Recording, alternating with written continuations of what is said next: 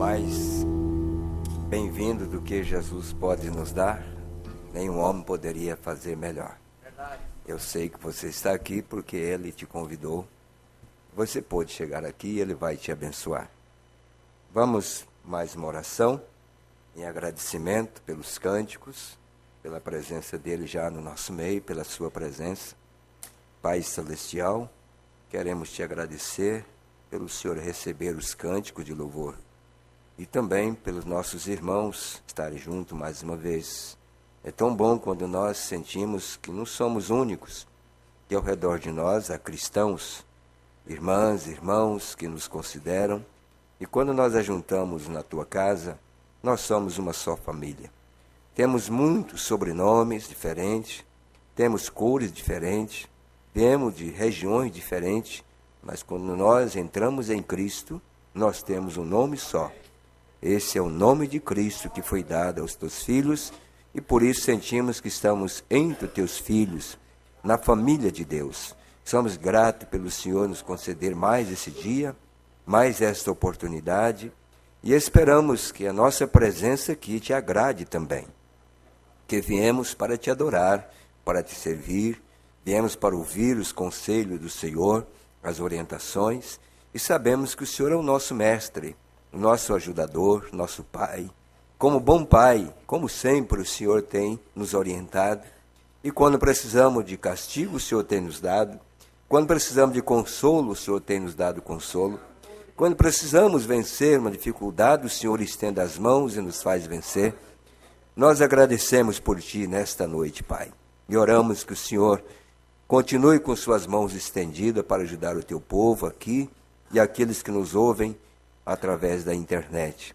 Todos eles estão sendo vistos por Ti nesta noite, embora nós não podemos vê-lo a todos, mas aquele que vai abençoar está vendo todos reunidos nesta noite, onde a nossa voz está chegando, Pai. Nós agradecemos em nome de Jesus. Amém.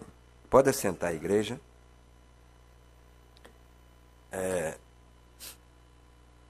Vocês vão ter paciência comigo, porque não é porque eu quis, mas tive que levar uma gripe de carona aí. A família toda estava gripada e estava sobrando só eu.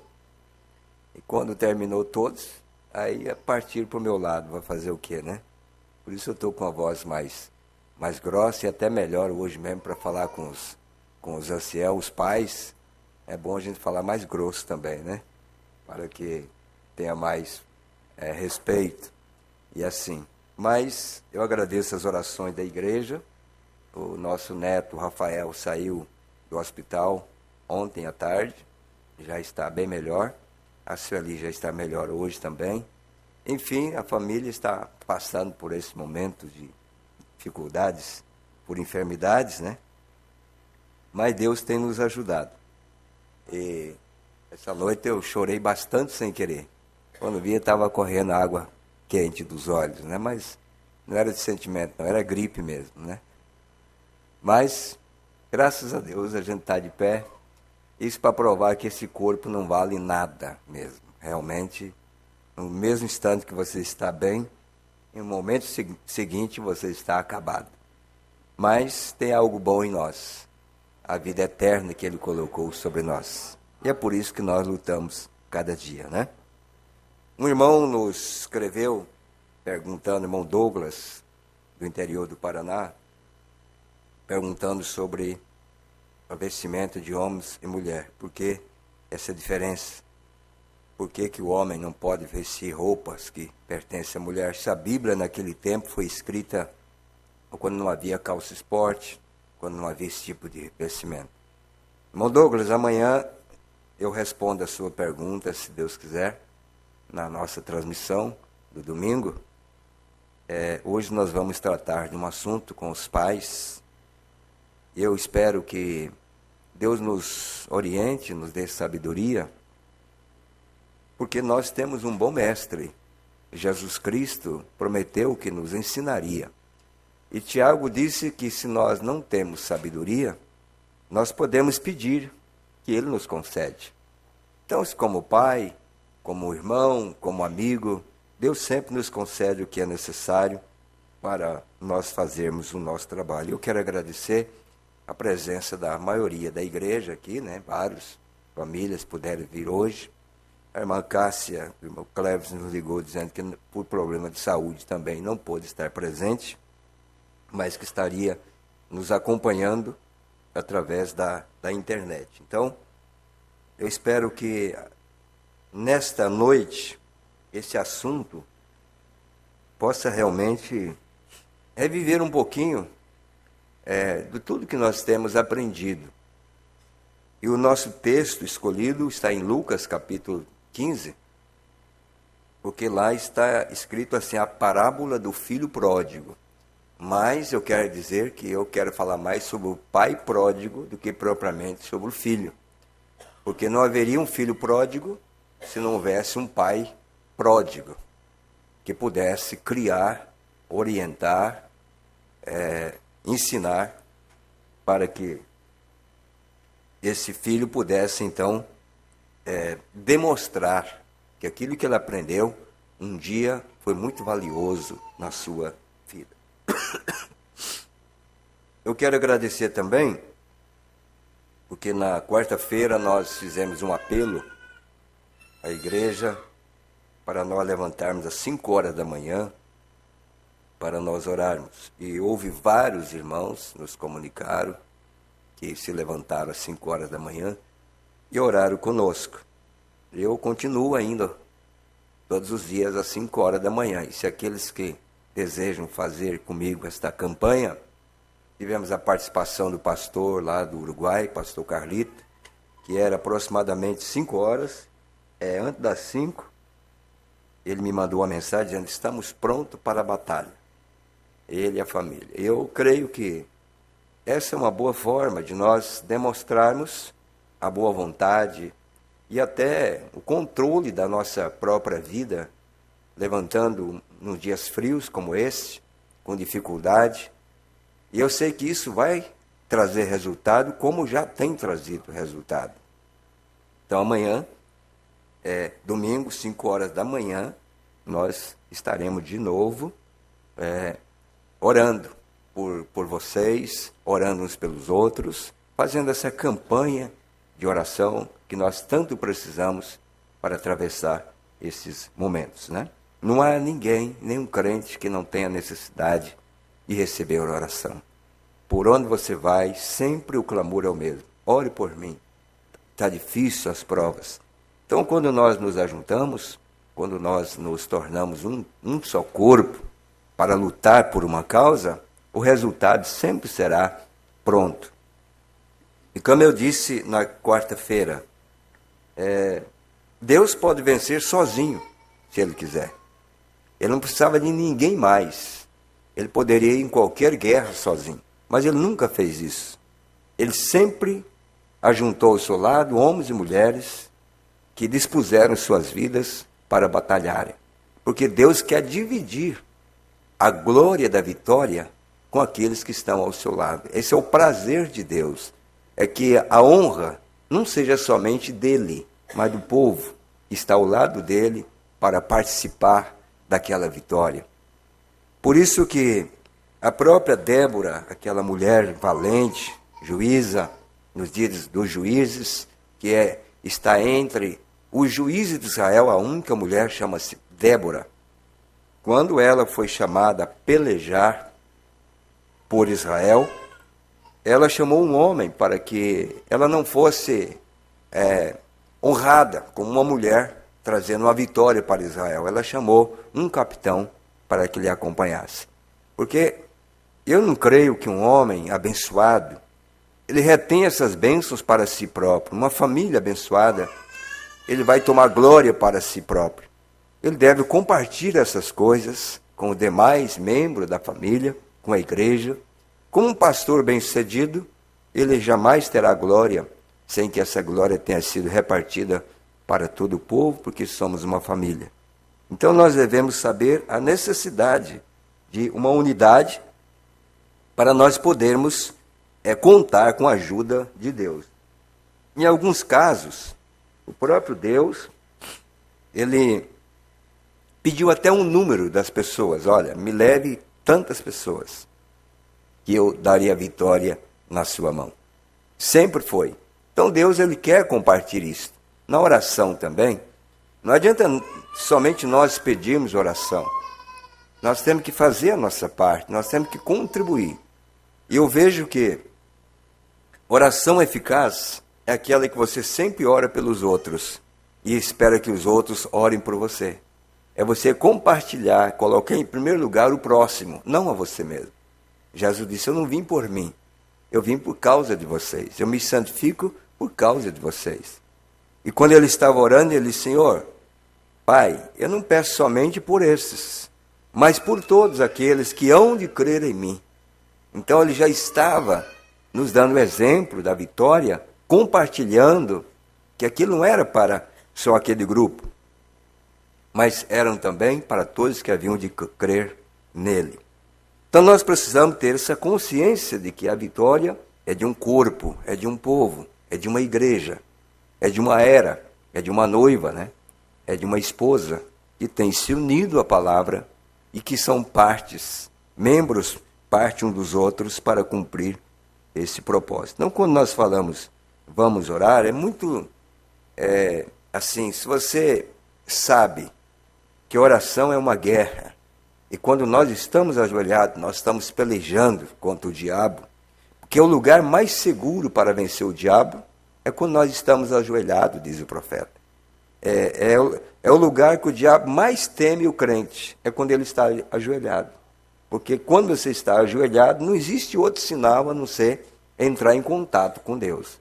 Então, quando nós temos um culto de quarta-feira, de oração, e você pode vir à igreja, você não vem, fica em casa, é a mesma coisa que você deixar teus irmãos na batalha e você tomar refresco em casa. Isso não é justo para os verdadeiros crentes que sabem a hora que nós estamos vivendo, a dificuldade, e você está tomando água fresca debaixo de uma boa árvore, enquanto os crentes estão em batalha para conquistar a terra, a vitória.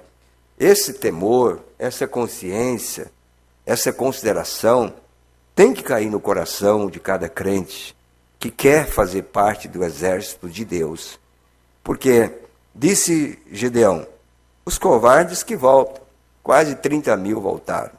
Eram os sugadores, porque depois todos usufruíram. Quando Israel ganhou a batalha com os 300, todos foram abençoados. Mas seria muito vergonhoso para mim ser um soldado daqueles que voltou para casa e deixar os colegas ir na guerra, sozinho, na batalha, e depois eu usufruir. É igual a família. É muito desagradável quando um filho só sabe aproveitar da herança dos pais sem que nunca trabalhou, nunca deu valor, nunca suou para aquilo, depois brigar pela herança do pai, por causa de uma casa, de um bem, de um carro, sendo que ele nunca demonstrou esforço, vontade de ajudar. Depois que esse pai torna velho, conquistou algumas coisas, a família cai em cima para dividir, para usufruir desses benefícios, sendo que esse filho nunca fez nada para merecer esta herança. É claro que a herança são dos filhos, mas alguns não merecem herança.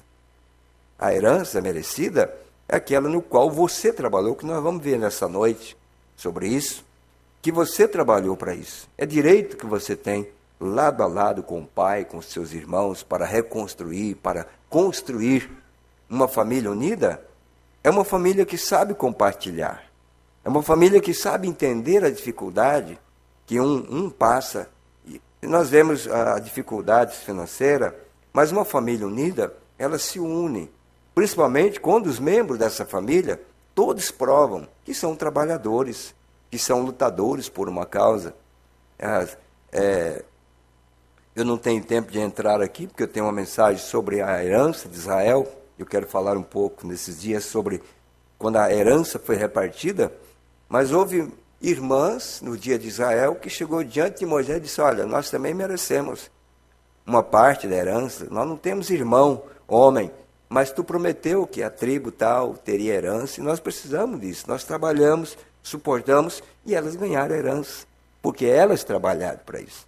Então nós, para usufruirmos da herança, nós precisamos demonstrar também trabalho. Será que esse pai, depois de um filho sofrer até os 18 anos, 20 anos, 25 anos, trabalhando ao lado do pai, o dia que ele vai casar, esse pai não vai abençoá-lo, ajudá-lo a comprar uma propriedade ou fazer alguma coisa por ele? Eu vejo que isso é parte da família. Isso não está nada mais, nada menos do que a obrigação dos pais, quando nós vemos, então, esse filho que sempre ao lado lutou por um propósito. Não como aquele que gastou tudo que tinha, jogou tudo fora, nunca recebeu orientação dos pais, e depois ele quer usufruir dos benefícios que ele próprio não plantou, não contribuiu. Ele simplesmente tornou-se um egoísta. Tudo que ele consegue é para si próprio. Então isso não é uma família. Uma família é quando pode compartilhar as bem-aventuranças, como também os problemas, as agruras da vida, as decepções, a família possa, então, participar junto, para depois também herdar os benefícios desta unidade, para ser realmente uma grande conquista, né? Filho de Abraão, ele não quer nada de graça. A descendência de Abraão, ele quer pagar o preço, ele quer mostrar o que vale e pagar aquilo. Ele não está brigando por coisas que ele não trabalhou para aquilo. Ele está simplesmente dizendo, quanto custa? Nós vamos pagar por isso. Ele não anda só vivendo de favores. Ele trabalha. E quando ele trabalha, ele sempre será reconhecido. Deus sempre vai dar um reconhecimento por aqueles que trabalham. Não é? E é claro que numa casa onde há 4, 5 filhos, a tendência, principalmente na adolescência, é escorar uns nos outros, né? Se tem um que sempre obedeceu para ir comprar pão, a mãe nunca manda o outro. Só vai mandar aquele comprar o pão, porque nunca diz não, ele vai comprar. Se há um que desobedece, é claro que o pai vai se esquivar, não obedece mesmo. Mas quando chegar a hora também que aquele que vai comprar o pão precisou de algo, o outro que não fez, ele não vai ficar enciumado. Por que você faz por esse e não faz por esse? É porque ele plantou, ele trabalhou para isso, ele deu testemunho para isso. Ele realmente nos ajudou a chegar até aqui e agora nós vamos compartilhar com ele. Então, oxalá que nós possamos entender o propósito de ser pai, de criar uma família, a responsabilidade de ter uma família. E por que as famílias hoje estão desintegrando-se? Por que nós vemos hoje, na era moderna que nós estamos vivendo, as famílias totalmente desgovernadas, incapazes de enfrentar a dificuldade, estão extraviados, né? Estão extraviados. Onde está o problema disso? Como tem gerado essas coisas? Por que isso está acontecendo? A Bíblia está cheia de conselhos, de orientações, de como nós devemos conduzir a nossa família. Agora, se nós não observarmos os exemplos dos verdadeiros pais, é claro que o sermão maior é aquele exemplo que nós vimos diante de nós. Né? Como eles fazem, nós também fazemos. Então, precisamos estar atento a isto. E que foi o que o profeta disse. Se o moço vai casar, procurar uma moça, ou a moça vai procurar um rapaz, olha se ele é trabalhador, olha como ele obedece os pais, olha como ela obedece a mãe, qual é o trabalho dentro de casa, qual é a conduta. Porque não vai ser diferente depois de casar, não vai ser muito diferente daquilo que você vê, não. Pode piorar um pouco daquilo que você está acostumado a ver depois do casamento. Porque ela está plantando o que ela vai colher depois. Então, diz o profeta, observe antes, acompanhe, ore, veja, seja espiritual, para que você veja se esse pai, esta mãe tem dado exemplo, e essa filha é uma rebelde, então você sabe que você vai levar para dentro de casa uma cobra. E você dormir com cobra, você vai ter resultados terríveis mais tarde, né? Então você tem que perceber essas coisas. Conduta começa pelos pais, né? Começa pelos pais, porque o fruto dificilmente cai longe da raiz, né? É difícil que ela vai muito longe da raiz. Então você deve observar algumas coisas, né? para depois você. Essa questão, eu acerto depois, eu vou mudar depois, você vai mudar mesmo, você vai mudar. Porque mudar depois é uma promessa que quase sempre não funciona. Não funciona. E eu creio que a dificuldade hoje, nossa, como pais, uma das coisas que mais tem trazido dificuldade é o poder aquisitivo. Né? É o poder aquisitivo, é uma vida financeira mais avantajada do que nós fomos criados, ou nossos pais foram criados, que está sendo difícil para os pais hoje administrar os bens que estão na mão dos filhos. Mas com um pouco de graça diante de Deus e sabedoria, tenho certeza que Jesus Cristo é o mesmo ontem, hoje e eternamente. O mesmo Deus dará todas as condições para nós criar os nossos filhos de uma maneira correta. Vamos ler as Escrituras. Tem pergunta aqui no vídeo. Mas vamos ler as Escrituras em Lucas, o capítulo 15. Creio que todos encontraram. Versículo 11 em diante, né? É isso mesmo. E disse, um certo homem tinha 2 filhos. E o mais moço dele disse ao pai, Pai, dá-me parte da fazenda que me pertence. E ele repartiu por eles a fazenda. E poucos dias depois, o filho mais novo, ajuntando tudo, partiu para uma terra longínqua e ali desperdiçou a sua fazenda, vivendo dissolutamente. E havendo ele gastado tudo, houve naquela terra uma grande fome e começou a padecer necessidades. E chegou-se a um dos cidadãos daquela terra, o qual o mandou para os seus campos a apacentar porcos. E desejava encher o seu estômago com as bolotas que os porcos comiam. E ninguém lhes dava nada. E tornando em si, disse, quantos jornaleiros de meu pai têm abundância de pão, e eu aqui pereço de fome. Levantar-me-ei e irei ter com meu pai. E dir-lhe-ei, Pai, pequei contra o céu e perante ti. Já não sou digno de ser chamado de teu filho. Faze-me como um dos teus jornaleiros. Levantando-se, foi para seu pai. E quando ainda estava longe, viu seu pai e se moveu de íntima compaixão. E correndo, lançou-se-lhe ao pescoço e o beijou. E o filho lhe disse, Pai, pequei contra o céu e perante ti, e já não sou digno de ser chamado teu filho. Mas o pai disse aos seus servos, trazei depressa o melhor vestido, e vesti-lhe, e ponde-lhe o melhor vestido, e vesti-lhe, e ponde-lhe um anel na mão e alparca nos pés. E trazei o bezerro cevado, e matai-o, e comamos, e alegramo-nos. Porque este meu filho estava morto, e reviveu. Tinha-se perdido, e foi achado.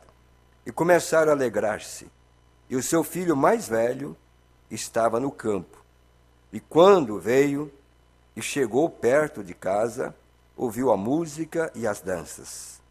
E chamando um dos servos, perguntou-lhes que era aquilo. E ele disse, veio teu irmão e teu pai matou o bezerro cevado, porque o recebeu são e salvo. Mas ele se indignou e não queria entrar. Saindo o pai, estava com ele. Mas respondendo, ele disse ao pai, eis que te sirvo há tantos anos, sem nunca transgredir o teu mandamento. Nunca me deste um cabrito para alegrar-me com os meus amigos.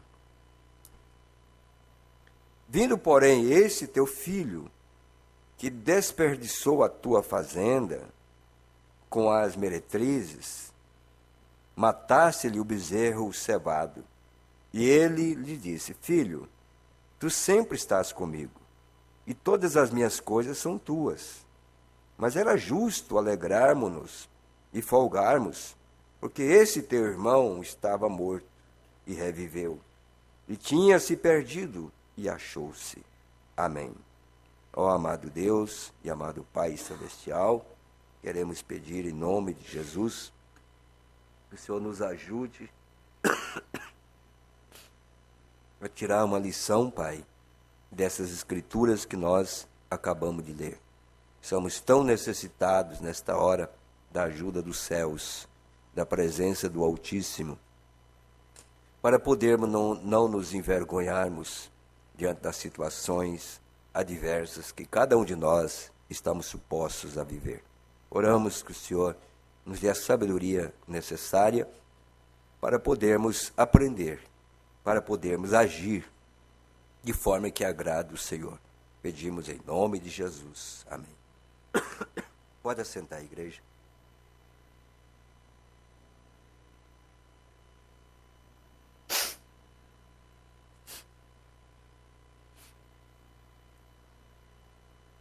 Eu realmente escolhi esse texto porque para mim é um grande exemplo de um pai, de uma família ou de um lar.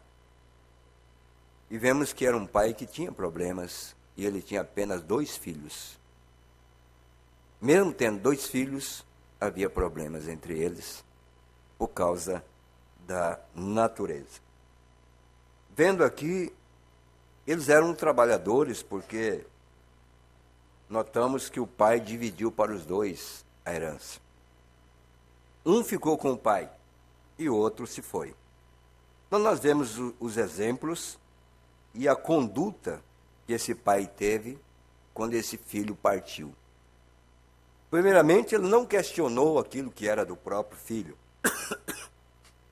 que na verdade ele tinha trabalhado com outro filho e eles tinham adquirido essa propriedade. Então era natural, honrável, que o filho desfrutasse desse benefício que ele ajudou a conquistar. Mas o que mais nos chama a atenção é a condição dos pais. Primeiro, eles eram camponeses, eles eram fazendeiros, eles eram pessoas camponeses, eles eram pessoas simples e que tinham criado seus filhos de uma maneira correta. E agora nós vemos essa separação tão rápida desse filho, que ele começou, e o profeta disse, ele começou por causa dos maus exemplos, ele começou por causa da amizade. E nós podemos dizer com certeza que o maior problema de nossos filhos hoje, nossos adolescentes, são as amizades erradas. Porque nós vivemos em uma era e um tempo de muita fartura, de muito benefício, de muito status. E nossos filhos que nasceram nesta geração já cresceram com dificuldade para administrar esta fama de boy, de pessoas bem-sucedidas e assim por diante. Se nós pegarmos, começando aqui, onde a Bíblia diz, começando aqui, e o mais moço deles, o caçula, disse ao pai: Pai, dá-me a parte da fazenda que me pertence. Então ele tinha trabalhado para isso. Ele lutou para isso. Que é muito claro que esse filho, que tem estado ao lado do pai, trabalhando dia e noite, merecia também que esse pai repartisse alguma coisa quando fosse necessário. Quem sabe o pai nunca pensou que ele iria desperdiçar, jogar fora um dinheiro que tinha sido ganho com tanta dificuldade, crescido juntos ali, era a poupança da família, era o benefício que eles tinham alcançado. Quem sabe o pai, que tinha criado o filho naquelas condições, não pensou que esse filho estava na mente tornar-se um vadio, um mau exemplo e ir após más companhias. Que é o que muitas vezes nós erramos e nós pensamos que nossos filhos, por ter sido criados da maneira correta, não serão enganados na porta da nossa casa. Esse pai também pensou que esse filho mais novo jamais iria desperdiçar. Ele confiou que aquilo estava em boas mãos. E ele viveu algum tempo com essa herança. Porque a Bíblia, ela fala assim: e pouco dia depois, o filho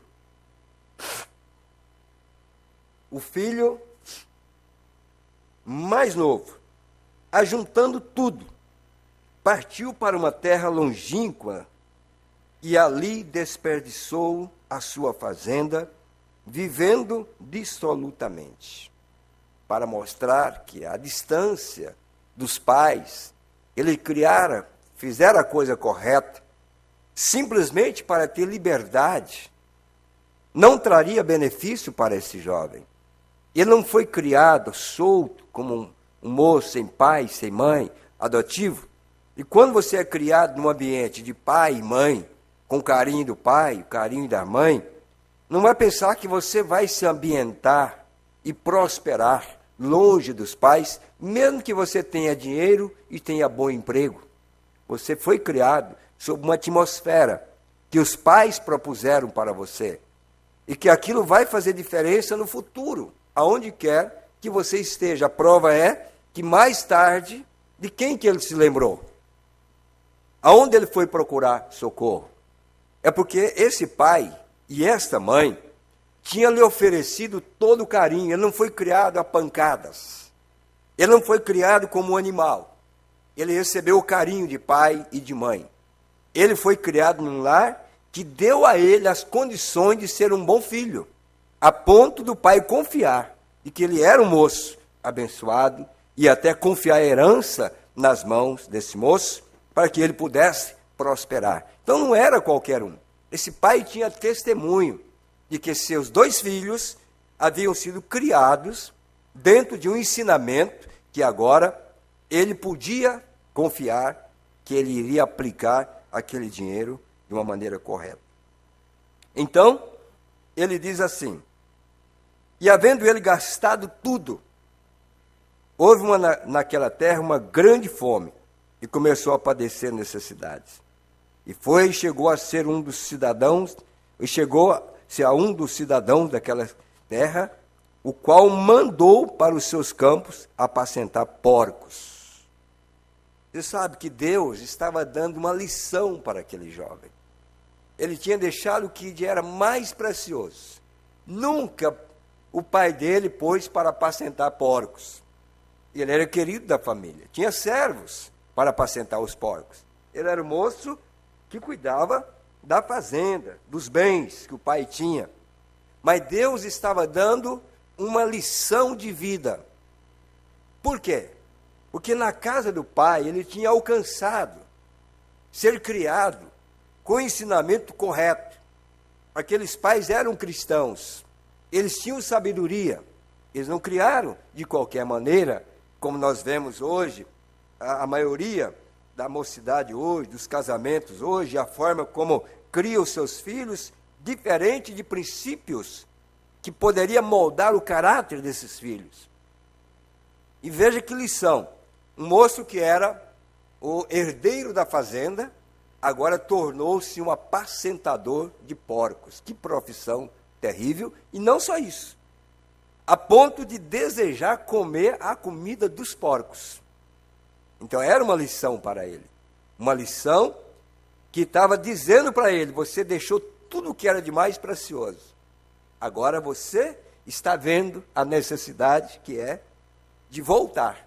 Deus estava mostrando para ele o caminho de volta.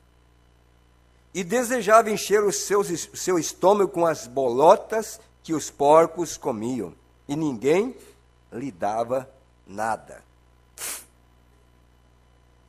Você pode escrever isso. Enquanto nossos filhos tiverem dinheiro, eles terão amigos, terão festas, eles terão muitas amizades. Mas muitos desses filhos mais tarde cairão na casa dos pais. Se eles não administrarem, não fizerem da maneira correta, eles cairão justamente na casa dos pais. Você pode se preparar para isso. Que, na verdade, é isso que acontece. A casa vai cair. E os pais são os primeiros a serem atingidos. Embora o pai, como esse homem, ensinou, mostrou, educou, se eles haviam prosperado, é porque esse pai tinha administrado bem a fazenda. Não precisava o filho entrar por aquele caminho. Ora, mas quando cai o problema, quando a bomba explode, sempre vai explodir virado para o lado dos pais. É eles que têm que sofrer depois para resolver o problema dos filhos. Querendo ou não, se você não é pai, um dia você vai entender que é dessa maneira. Por pior que seja, um dia corre para a casa do pai, isto é, se foram criados e sabe que tem um verdadeiro pai. E tornando em si, isso quer dizer, ele estava fora de si quando ele fez tudo isso. Conselho não resolveu, orientações, orações, pedido de oração, não resolveu.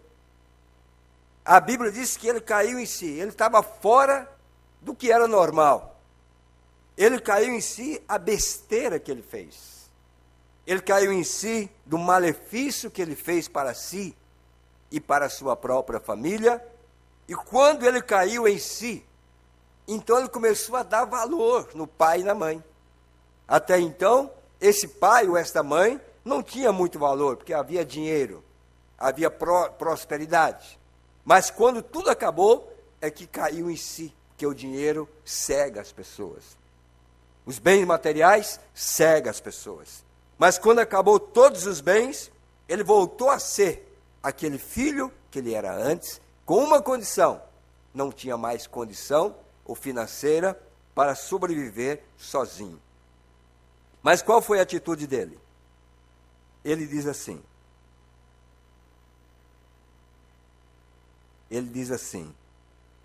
e tornando em si disse: quanto jornaleiro de meu pai tem abundância de pão, e eu aqui pereço de fome. Levantar-me-ei e irei ter com meu pai, e dir-lhe-ei: pai, pequei contra o céu e perante ti. Nunca deveria voltar enquanto não reconhecesse que pecou. Porque se ele não reconhecer que pecou, se ele não reconhecer que errou, ele vai voltar nas mesmas condições e vai cometer os mesmos erros. Tem que deixar primeiro comer bolotas. Veja que esse pai, aparentemente, que tinha criado esse filho da maneira correta, parece que não se compadeceu, não mandou atrás, não foi visitá-lo, não foi orar por ele. Simplesmente disse: meu filho, tudo que eu podia fazer por você, eu ensinei dentro de casa. Agora, você agora se vira, você agora paga o preço. É você que tem que decidir que tipo de vida você quer ter daqui para frente. Então, quando ele caiu em si e viu que pecou, então ele reconheceu. O reconhecimento é o primeiro passo do caminho de volta. Para o quem está arrependido, sempre há uma segunda chance. Mas para o egoísta, que acha que os pais são obrigados a fazer isto, não deveria voltar.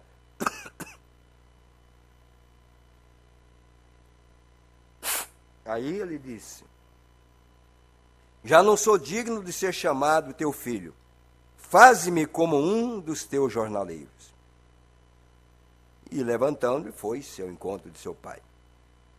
O profeta, irmão Branham, falando desse drama, ele diz assim, ele chama até mesmo de um drama.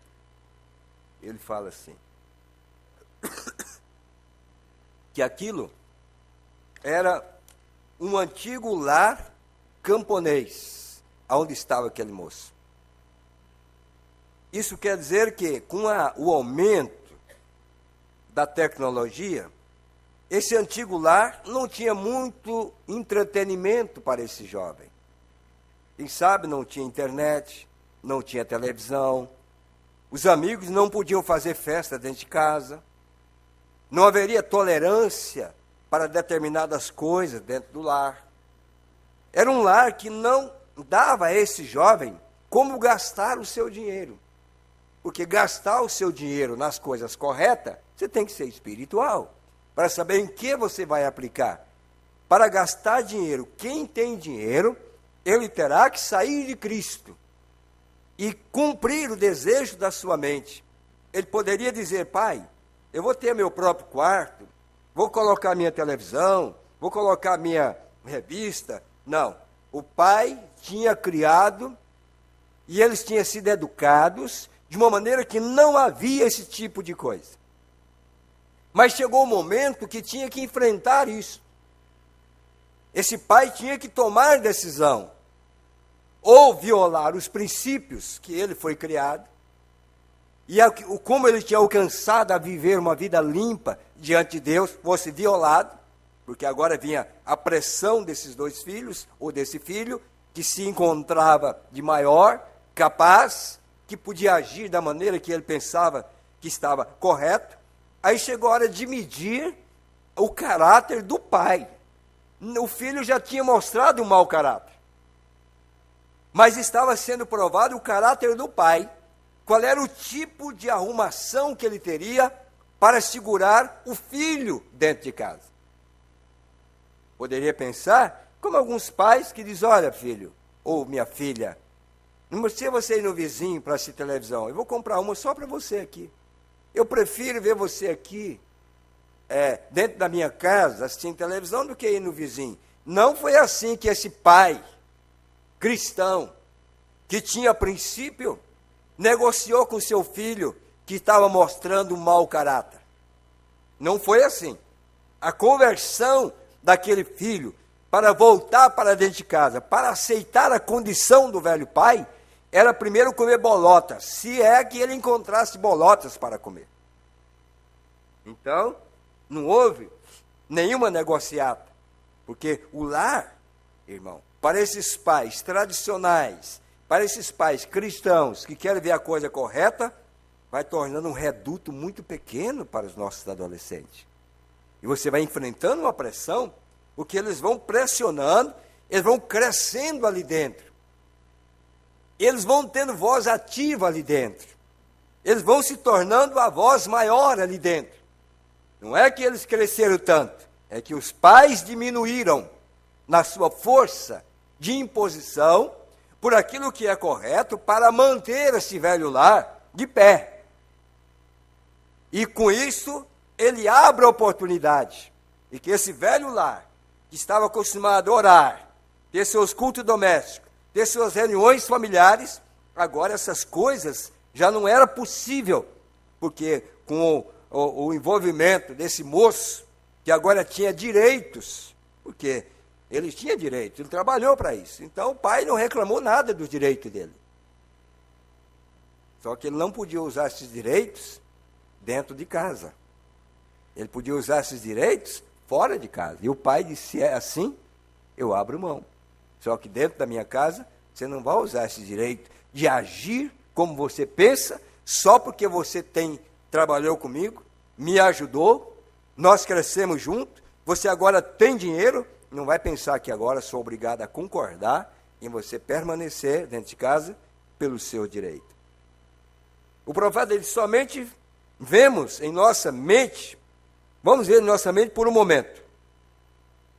Posso ver, vivendo ali, há um casal velho e amoroso, que trabalhou duro toda a sua vida,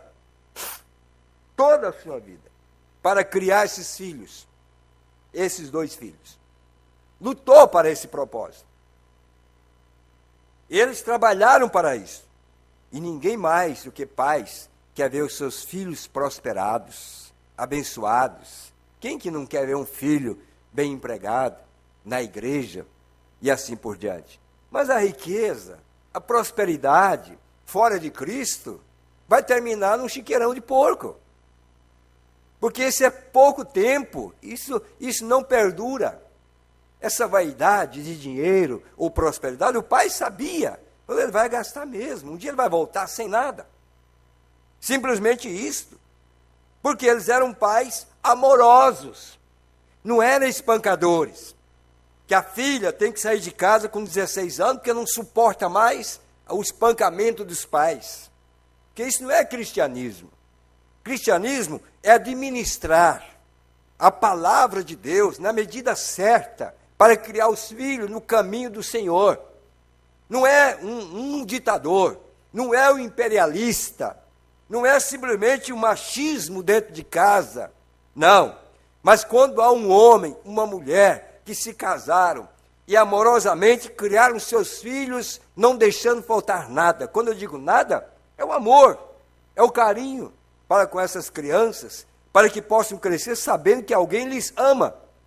Se esses pais não criaram essa atmosfera, é claro que nós vamos ver os casamentos errados, as influências erradas, as amizades erradas, porque com 12 anos, essas crianças preferem muito mais estar na porta da escola do que estar dentro de casa, para ouvir a murmuração, para ouvir o imperialismo de um pai ou de uma mãe que não tiver a experiência com Deus para criar os seus filhos de forma agradável. O que nós estamos vendo?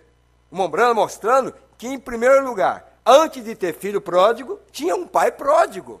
Tinha um pai que soube como administrar esse jovem até chegar à idade dele desejar o que era dele. Porque existe um lugar que você não pode fazer mais nada, você criou até ali. Chega uma idade que eles terão que tomar a sua própria decisão. Mas, pelo menos, nesse ponto da vida, você deveria ter criado da maneira correta, para não ver essa moça com tanta necessidade de casar, de sair de dentro de casa, arrumar um marido, arrumar um homem para viver, porque o lar tornou-se para ela um lugar indesejável.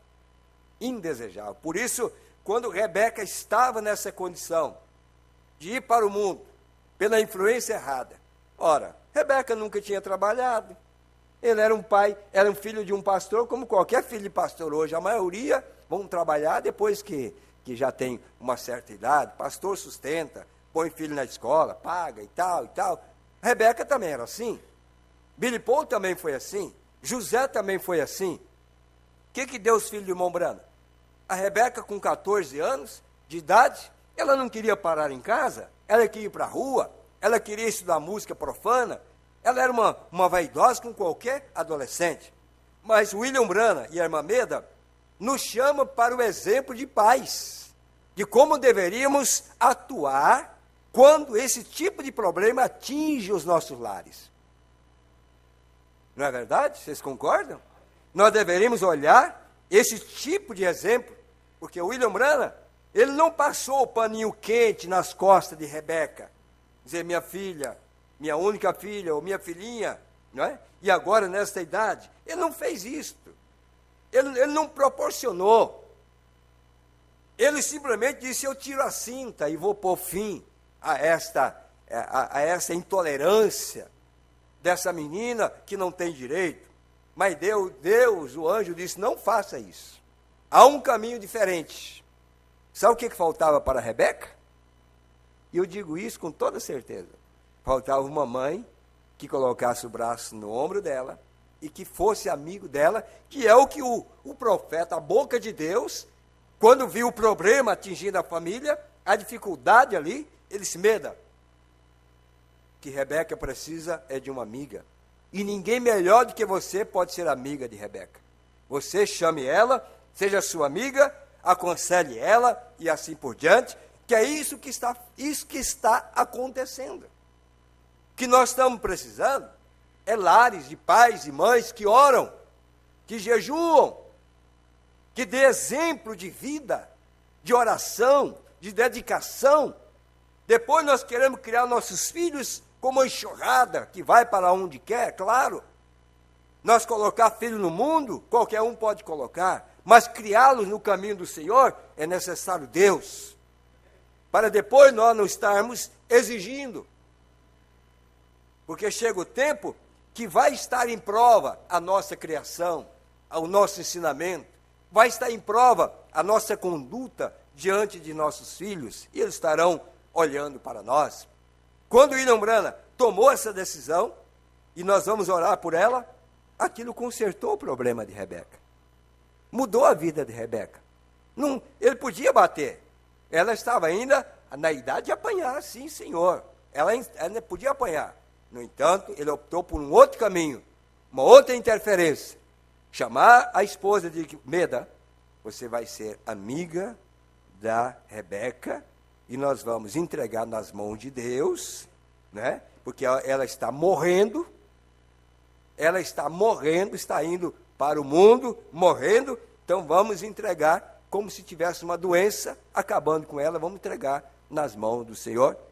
E ele disse que depois daquilo, nunca mais ela foi numa escola de música para aprender rock. Então, o que eu estou chamando a atenção? Que os lares, que os pais, eles precisam fundamentar essas coisas para os seus filhos, para que amanhã você possa colher o que o pai do filho pródigo colheu. Você tem que semear isso, você tem que orientar para isso, senão você vai colher adversidade.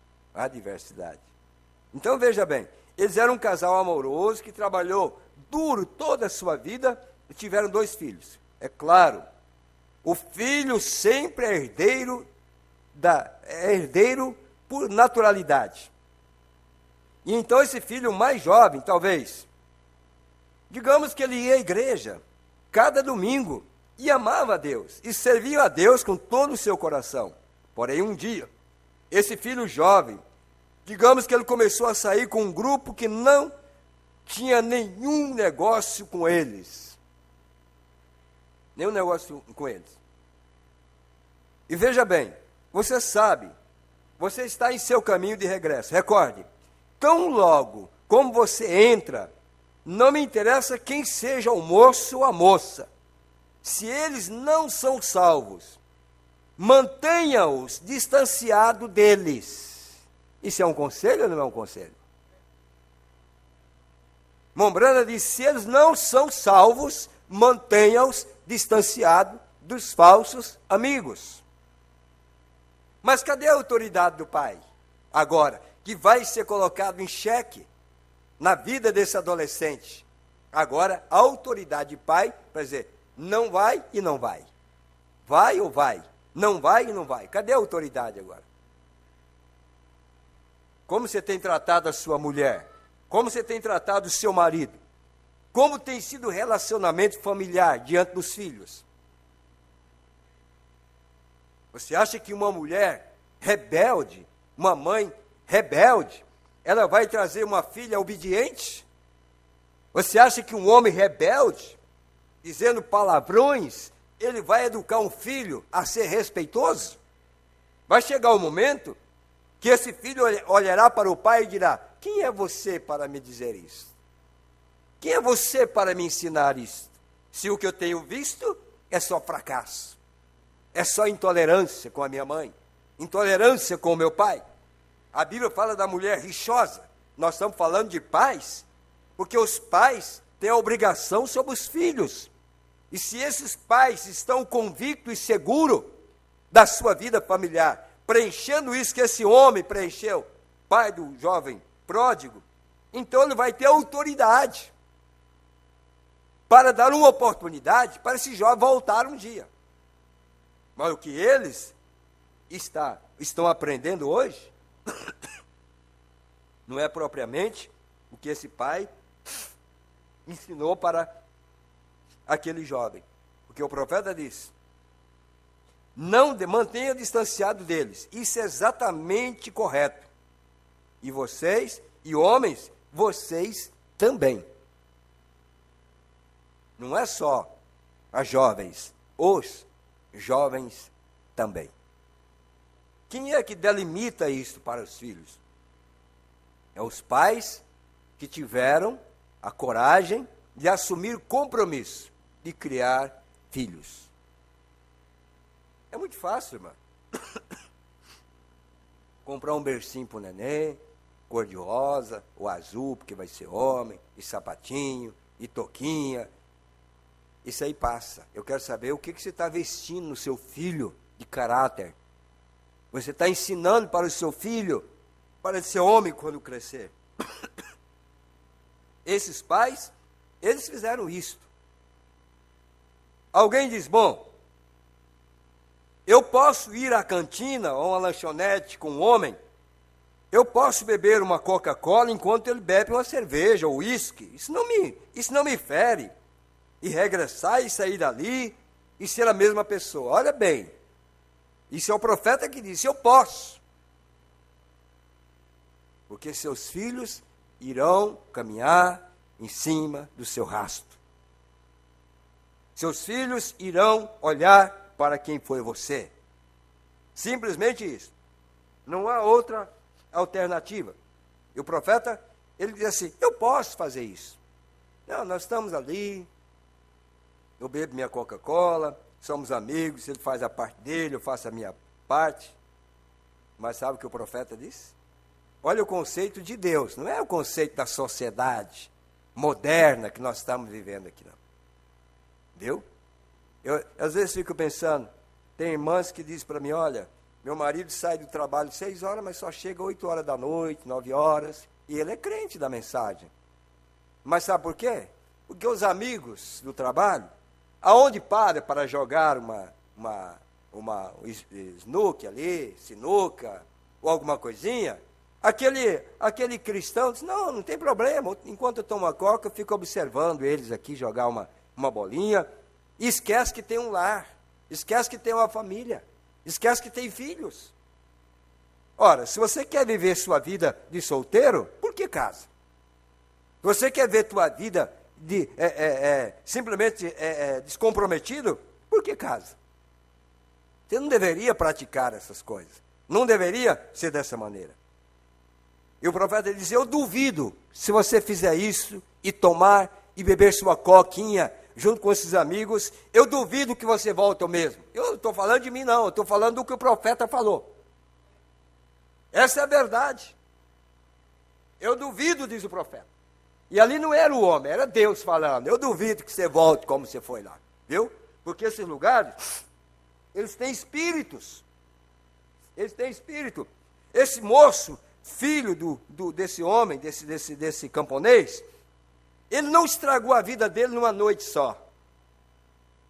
Não, isso houve um tempo para isso. E naturalmente essa mãe, esse pai, estavam de joelho pedindo misericórdia, porque eles eram cristãos. E eles sabiam que ia dar tudo aquilo ali. É igual ao casamento, irmã. Você sabe que vai dar. E tem coisa que não tem o que acontecer mesmo. É só quando arrebenta. Mas você já sabia que ia dar nisso. Já sabia que ia dar nessas coisas. Mas o que você vai fazer? Você já fez tudo o que podia fazer. Você já pulou na frente. Você quer comer bolota? Então você vai comer. Eu já estou dizendo que o resultado final é esse. E o profeta está dizendo aqui, eu duvido. Isto é certo. A Bíblia diz, evita até mesmo a aparência do pecado. Evite a aparência do pecado. Ora, se prova que Deus está em nós, nós temos que distanciar do pecado. E logo nós vemos os nossos jovens vestindo a roupa do Corinthians, vestindo a roupa do Palmeiras, vestindo a roupa do Curitiba, ou qualquer outra coisa, e logo nós vamos ver nossos jovens com o cabelinho cortado assim, ó, tipo moicano, né? Sabe quando é que começou isso? Quando os pais, em vez de pôr uma tigela na cabeça dele e cortar o cabelo dele, ele já quer que ele seja um moderninho. Ele já tem que crescer com a influência da modernidade. E o que acontece? Então nós somos obrigados a ver um filho com um brinquinho, nós somos obrigados a ver as camisetas do time penduradas. Não, isso aqui não tem problema não, isso aqui é tal. O filho pródigo começou assim, ele tinha dinheiro para comprar a camisa do time dele, ele tinha dinheiro para pagar a cerveja para o amigo, ele tinha dinheiro para ir no cinema, ele tinha dinheiro para as festinhas, está tudo bem. Se você voltasse como você foi, está tudo bem. Acontece que não é bem assim. E quem são os culpados? Os pais. É os pais. Porque esse exemplo que você, mãe, está dando para as suas filhas, eu não digo acidentes da vida, mas o dia a dia, o exemplo que você vai dando na sua conversa, tá? Na sua merixiqueira, fuxica para todo lado, na frente dos filhos, cita nome de pessoas, você está plantando uma sementinha ali, que mais tarde ela vai produzir um inso, ela vai produzir carrapicho. Quem é que plantou aquilo? Os pais. O profeta diz: evita até mesmo a aparência do pecado. É um conselho. Permaneça longe do terreno do inimigo.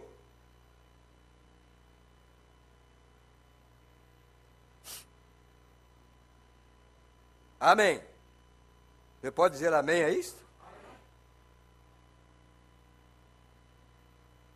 Não veja quão próximo você possa chegar ao pecado. Veja quão longe pode permanecer distanciado do pecado. Distancie-se dele, todos juntos, tire-o. É uma vergonha que nossa gente americana faça isso. Eles se envolvem e fazem essas coisas.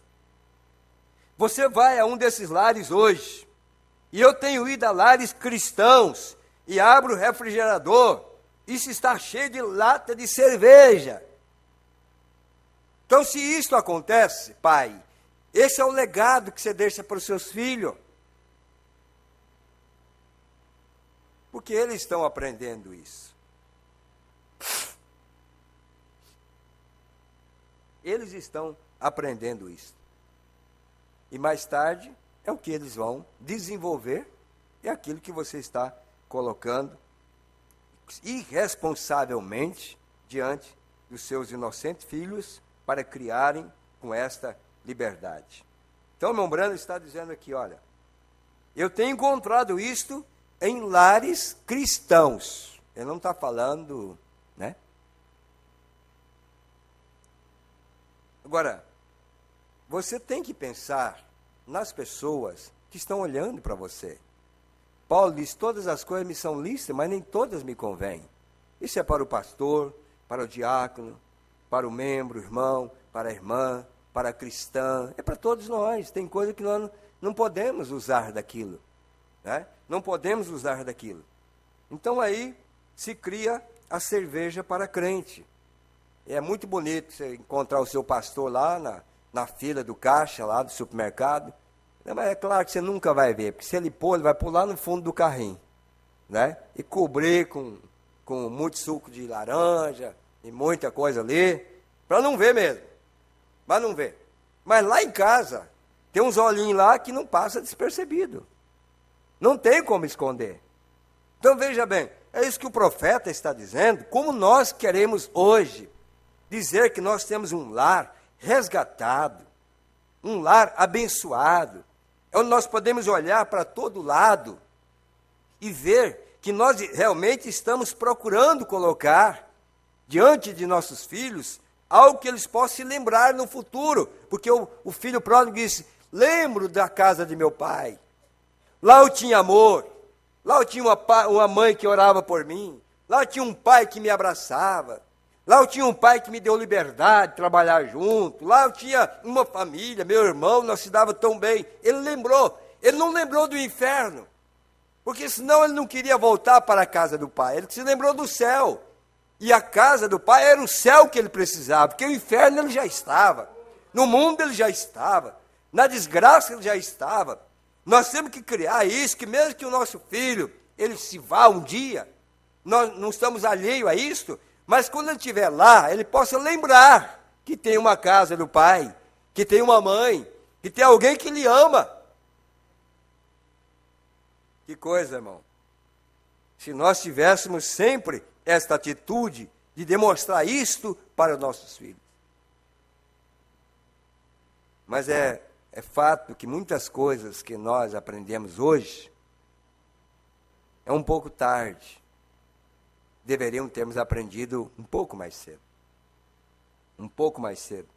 E hoje nós não temos tempo para aplicar. Ele diz assim: supostamente é um lar cristão. Os cristãos não brincam com essas coisas. O que pensa você que está fazendo? Nós temos mudado para a maneira antiga, tudo ao redor de casa. Você vive uma vida, isto é, o que detém a seus filhos. E usa uma linguagem terrível.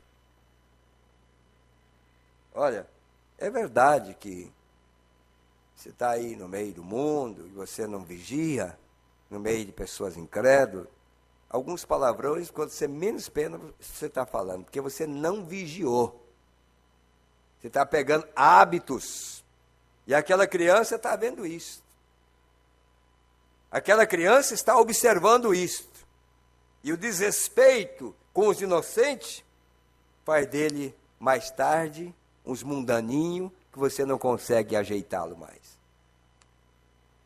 É o que o profeta disse. Você não vigiou.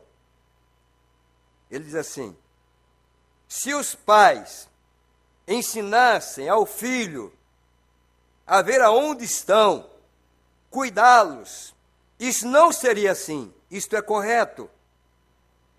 Vemos as damas, jovens, ali nas praias, com trajes de banho, ali diante dos homens, e ali fora, pelas ruas, com essas roupas vulgares e colocadas. Agora, para que o profeta está pregando isso aqui?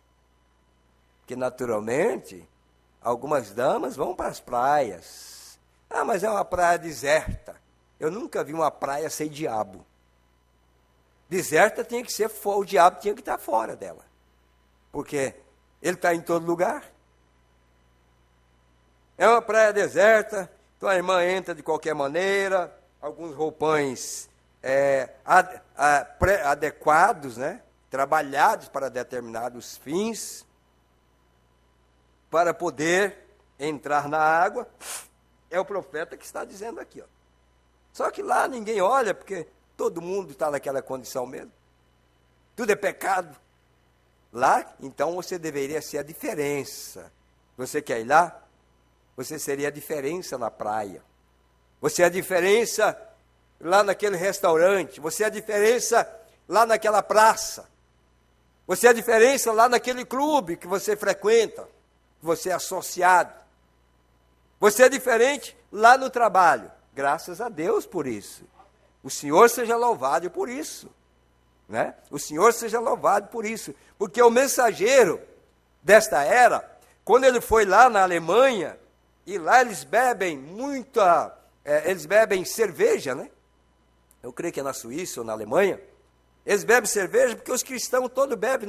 Ninguém leva em consideração tomar cerveja lá.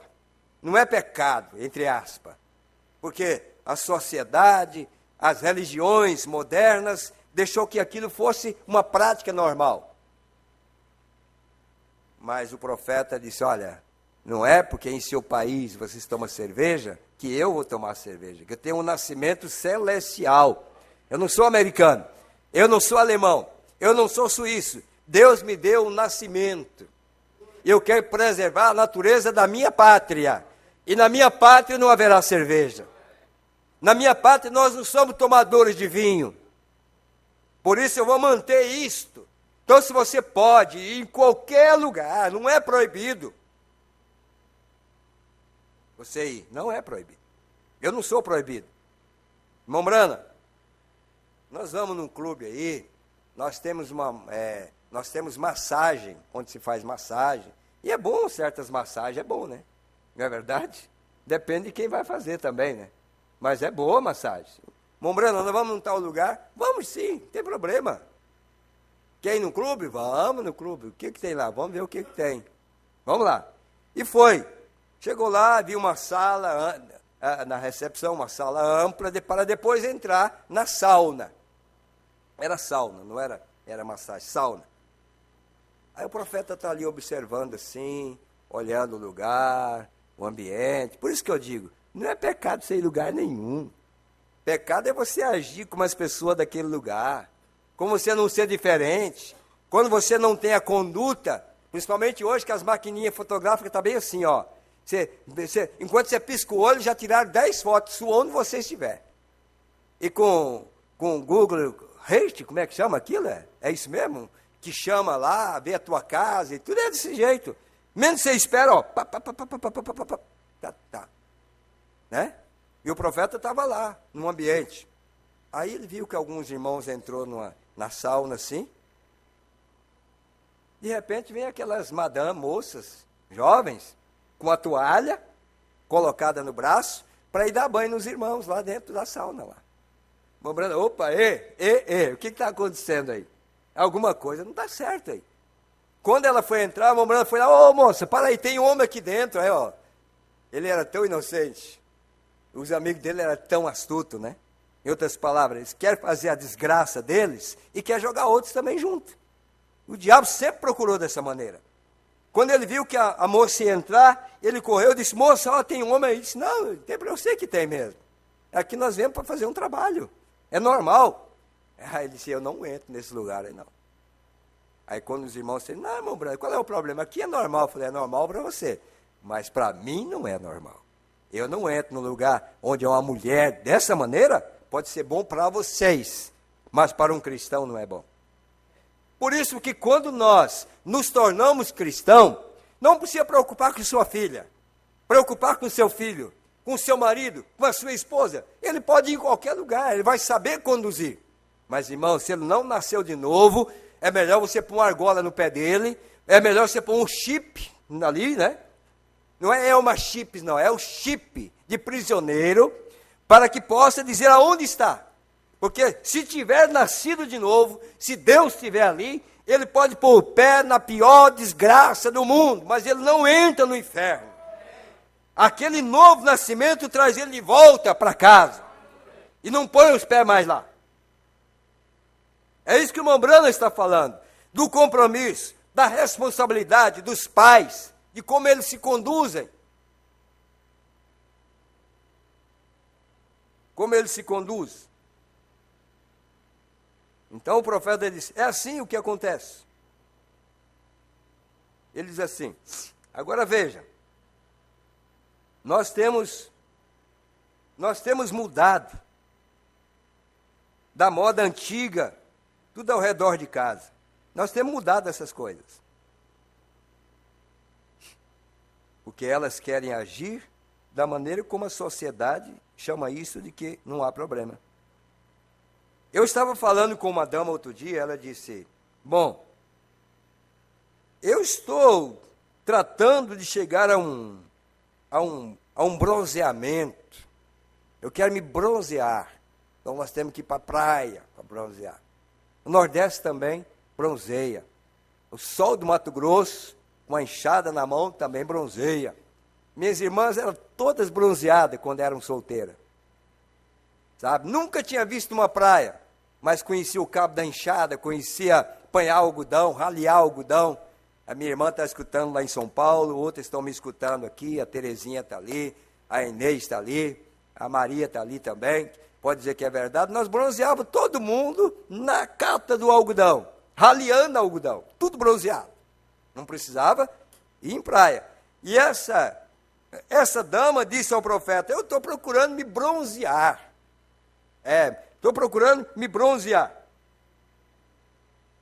Eu disse, olha, eu tenho uma menininha em casa. Eu não sei, porém, se ainda ela saísse aí para isso, ela teria isso. Porém, será o filho do senhor Brana, dando-lhe uma tostada com uma vara ou algo atrás dela. Ele disse, Rebeca, quiser se bronzear, eu vou bronzear ela com a vara. Porque o Brana vai fazer isso. Esse evangelho é antigo. O que adianta nós falarmos de terceira puxada, de palavra falada, que nós enganar a igreja, que isso vai ser assim, se estas damas não conseguem tirar uma pintura da unha, não conseguem vestir uma saia como deveria, não sabe que tipo de calçado poderia usar na igreja, como é que pode? Onde é que estão os nossos pais? Onde estão os maridos? Aonde estão os homens para dar o exemplo? Porque o senhor Brana, ele era radical. Ah, mas hoje não se faz mais isso. Não, na América, no tempo do irmão Brana, é o que nós estamos vendo aqui hoje. Eles estavam muito adiantados. Mas ele disse, mas é assim. E disse, eu vou bronzear ela com a vara. Para fazer que ela corra rapidamente para a sua casa. Isto é correto, é exatamente correto. Graças a Deus. Isso é o tipo de coisa que necessitamos. Isso é o que nós precisamos. E nós queremos isso. Amém? Porque senão, o que será da futura geração, pai? Prepare sua filhinha para ser uma esposa de pastor. Prepare sua filhinha para ser uma esposa de diácono.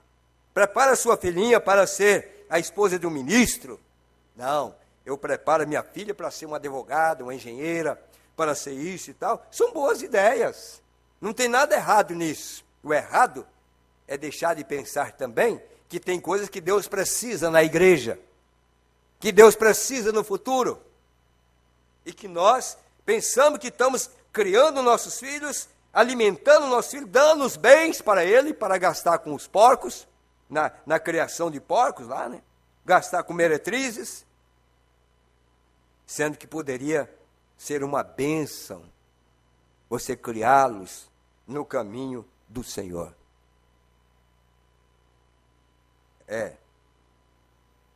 Ele diz assim, é passar para trás e para diante da igreja. Eu posso ver a ele dizer, por que não vivem ou não vêm e permanecem? Vem à minha casa e vivem como um moço deveria viver? Bom, primeiro que você sabe, eu posso ver a ele agora. Ele vai pedir a seu pai, papai, tu e mamãe estão ficando velhos. Não é assim que eles falam hoje para nós? Se não falam, mas pensa. Pai, eles estão ficando velhos. Isso é coisa da modernidade. Não é mais coisa do seu tempo. Vocês estão ficando velhos. Isso é o que o filho pródigo diz para o pai. Vocês estão ficando velhos, muito chato. Isso, eu estou falando de uma maneira geral, que tem velhas aí que são mais fogosas do que mocinhas. Tem mães aí que são muito mais mundaninhas, moderninhas, do que as próprias filhas. Mas essa aqui não.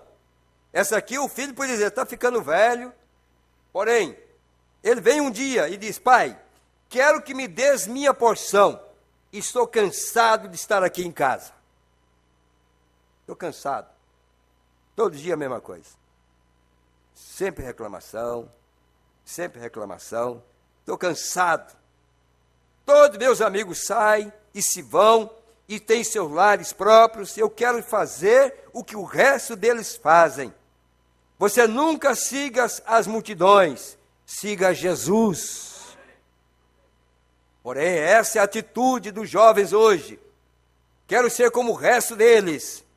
Você nunca lhes copia a eles, nunca lhes copie. Copie a ele, Jesus Cristo. Então, ouça ao Pai. Eu ouço o Pai dizer, bom filho, é esta a única maneira de viver, é esta a única forma de vida. Bom, eu tenho uma herança, dá meus direitos. O que é um direito? Eu posso ver o pobre, velho, pai, isso lhe molestou muito, enfermou muito. Puxa vida, criei esse filho, lutei tudo que podia para ele ser um homem, agora ele me abandona. Não tem coisa mais triste do que os pais serem abandonados pelos filhos. Aconteça o que acontecer com seus pais, sejam amigos. Mostre que você tem um respeito por alguém que te gerou. Não importa o que seja. Diz o profeta, eu posso ver esse pai agora, baixar a cabeça e dizer, meu Deus, tudo que eu fiz, e esse rapaz agora vai embora. Bom, o que você vai fazer, meu filho? Ele disse, eu vou ir para a cidade e vou viver como o resto deles. Permanece com tua mãe, disse o pai, permanece com tua mãe e comigo, filho. Nós te amamos com todo o nosso coração e queremos que tu seja tão bom como nós. Temos feito tudo o que podemos fazer, porém isso não lhe satisfaria. Satanás havia agarrado ao moço, assim que ele ia à cidade viver como o resto do mundo quer viver. É duro, mas é verdade. Mas se você é este pai, esta mãe, que educou e orou, e fez com que eles crescessem ouvindo a verdade, não se envergonhe. Quando esse filho vai para o mundo, ou essa filha, não se envergonhe. Envergonhe se você não praticou isso. Envergonhe se você não foi esse pai que pôs a mão no ombro e disse, nós te amamos. Nós não queremos que você vá. Nós estamos juntos aqui para o que der e vier. Nós vamos trabalhar, nos reerguermos, mas não queremos que você se separe. Posso ver a sua mãe dizer, eu posso ver o pai dizer para a mãe, você sabe o que passa, querida? Nosso moço se tem misturado com a companhia errada. E ele é um jovem agora, e me pediu que venda a parte que lhe corresponde, e tudo que eu tenho, e dividimos com ele e seu irmão. E eu não posso. Veja a velha mãe, Deus abençoe a essas queridas e velhas irmãs. Eu tive uma delas em casa. Como eu amo nesta noite. Ela tem sido tão boa para mim. E eu gosto de olhar para ela. Sua mãe não tem. Estou cheio de gozo e de paz. Quando chegamos ali, por uns quantos momentos, eu disse, mãe, eu necessito ir. Eu posso ver essa velha mãe aqui, nessa história, assim como a vemos ir a seu filho e dizer, filho, mamãe tem lavado muito a sua roupa. Tem feito tudo por você. Nunca reclamou. Quando é a mãe que reclama? Nunca reclamou. E tem passado, e tem tratado de cuidar de você. Por que você quer ir embora? Esse é o lar que prende. Esse é o lar que segura um jovem. Esse é o lar que marca o coração de um jovem. Porque mesmo que o diabo tinha agarrado ele, mas havia um coração que estava agarrado no pai e na mãe. Através da atitude que esse pai teve, que essa mãe teve, estava marcado aquele coração. A mamãe tem feito tudo para cuidar de você. O que você quer que nós fazemos para que você não vá? Ele disse, mamãe, eu admiro muito essas coisas. Que você faça isso. Porém, essas coisas é muito antigas. Eu preciso ter uma vida mais moderna. Eu tenho que ter o direito de viver a minha própria vida. Foi a resposta do rapaz. Eu preciso viver a minha vida. Agora ele disse, isso é muito antigo. Eu não quero algo assim. Eu vou ter minha própria maneira. Eu quase estou na idade agora de tomar minha própria vida e viver a minha vida. Vou ter minha maneira para isto. Eu posso ver, pôr seus braços ao redor dele e abraçá-lo. Ela somente o amava e reclinou a sua cabeça. E ele não quis um beijo em público, nenhum afeto. A Bíblia diz que eles seriam assim. Paulo fala disto, que seriam sem afeto nos últimos dias. Eu quero bater nisto. 1 Timóteo, 2 Timóteo 3, Paulo, eles seriam sem afetos.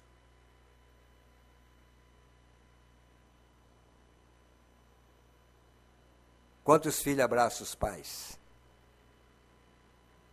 Quantos filhos vêm abraçar os pais? E dizer, pai, isso é importante para nós. Não. O espírito desta era, Paulo disse, seria sem afeto, sem amor para com os bons, obstinados, traidores, profanos, ingratos a pai e mães. Qual é o filho que lembra de abraçar sua mãe quando vê a roupa passada? Sendo que ela cumpre esse papel desde que nasceu. Desde que trocava as fraldas dessa criança. Irmão, nós estamos vivendo dias de agrura, dia de separação, dia de ingratidão. Qual é o filho que chega na casa do pai e diz, pai, aqui um par de sapato que eu gostei e trouxe para o senhor. Mãe, um par de sapato para a mãe aqui. Oh, isso aqui eu vi essa saia, fica bem para a mãe. Nós precisamos criar vergonha.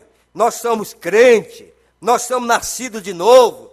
Vamos tomar posse daquilo que é de um verdadeiro crente. Vamos reconhecer que nós precisamos desse batismo para mudar as coisas.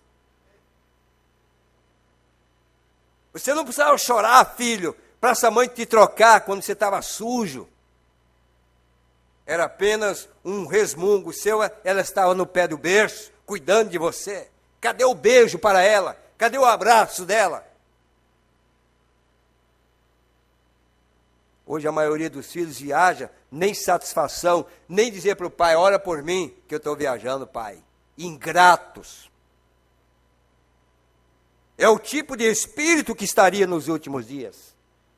E nós temos que baixar a cabeça igual esse pai, igual esta mãe, e chorar às escondidas. Porque esse aí não é o que Deus estabeleceu. Não é o quadro que Deus queria. Cadê essas coisas? Mãe, quantas vezes você deu um beijo na testa do seu filhinho? Quantas vezes você abraçou ele e beijou? Agora pergunta, meu filho, quando você se tornou uma criança, um adolescente, quantas vezes você deu um beijo na sua mãe? Pelo menos de gratidão. Eu não quero esse negócio de saber que é o melhor pai do mundo, falando para os vizinhos, não. Falando para todo mundo lá fora. Eu quero saber o amor que se traz aos pais em consideração, em visitá-los, em amá-los, demonstrar isto.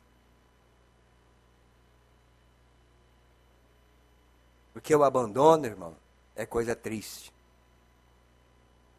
E é o nosso caminho. Se Jesus não vier, o nosso caminho é o asilo dos velhos. Tomar leite misturado com água, como minha mãe tomou. Porque pagando por pessoas que não têm consanguíneo, não são parentes, pelo dinheiro, tomando água misturado com leite para render.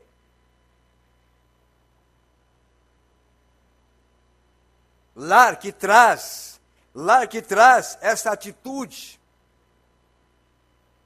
E um pai que se preocupa com o filho quando tosse de noite, levar no hospital, correr atrás de remédio, lutar por esta causa, para ver esse filho ou esta filha, graças a Deus, numa harmonia, numa felicidade por ter um lar.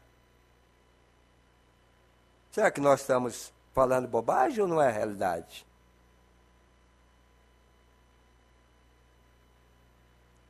Depois casa, com o irresponsável, o afeto familiar termina.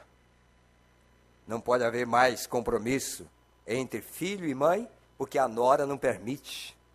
A nora entrou na frente. Esse é o tipo de casamento. A nora não permite o filho ter mais relacionamento com a mãe, porque está interrompendo o amor fraterno. Falta de novo nascimento, falta de Espírito Santo, para saber que quando casa o moço, é uma extensão da família. Não é uma separação, é uma extensão da família. É o lar sendo aumentado. É a família sendo aumentada, onde sogra e nora, onde sogro e genro, onde poderia ter uma confraternização, onde pudesse dizer, nós estamos num ambiente mais promíssuo, um ambiente mais feliz, mais abençoado. Para nós termos saudades. Nós temos saudades, né, de ver. Acontece qualquer tragédia na família, morre o genro, ou morre a filha. Onde é que vai cair esses netos? Na casa dos avós. Tem que carregar aquilo ali. Essa falta de afeto, se os pais corresponderam na criação dos filhos e amando-os, e esses filhos não recompensam, e esses filhos não fazem nada para recompensar isto, com certeza é uma semeadura que mais tarde ele vai colher.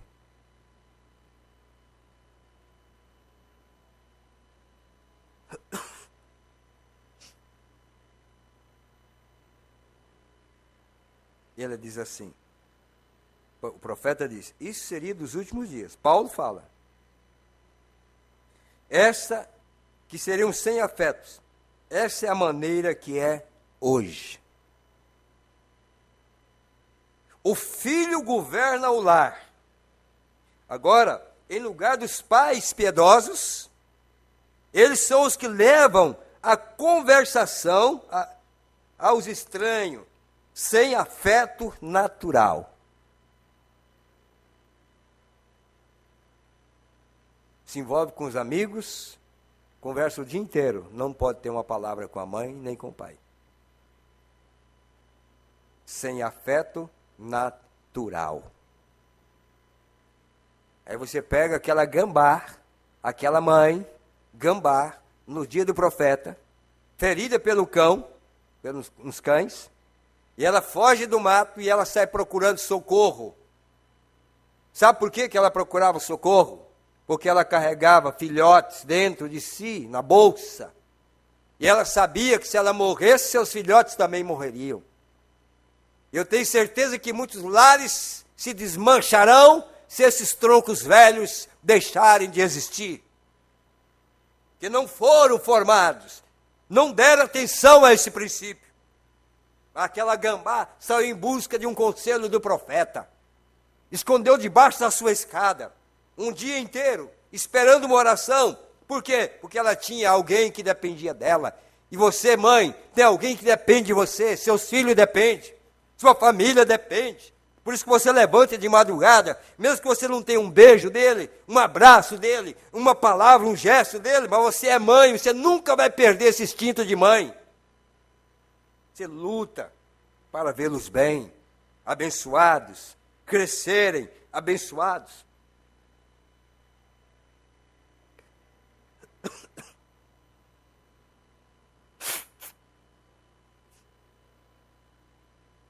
Eu posso ver a mãe olhando o rapaz. Você sabe que mãe tem ciúme.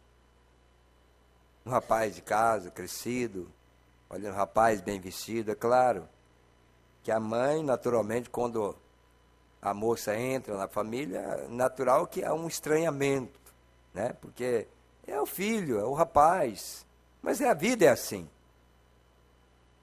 Mas olha para ele orgulhosamente.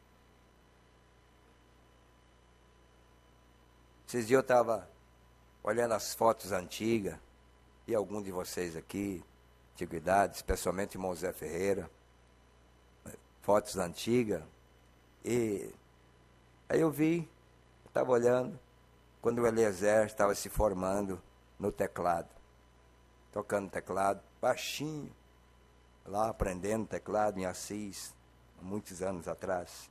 Que prazer você ver, criar um filho, e ver ele crescer, ele desenvolver isso, servir na obra. Esse é o maior privilégio, você ver um filho trabalhando para Deus. Não existe patrão melhor do que Deus. Não existe amigo melhor do que Deus. Mas nem sempre é como nós queremos. Às vezes é a vontade, você tem que olhar. Eu posso ver a mãe olhando esse moço, um desses dias, e ele pensa que o mundo, esse velho pai, e ele tem vergonha de se declarar um cristão no caminho que ele leva. Esse moço e essa moça que vão à igreja dizem, bom, olhem, amigos, olha meu pai, eles têm vergonha do pai.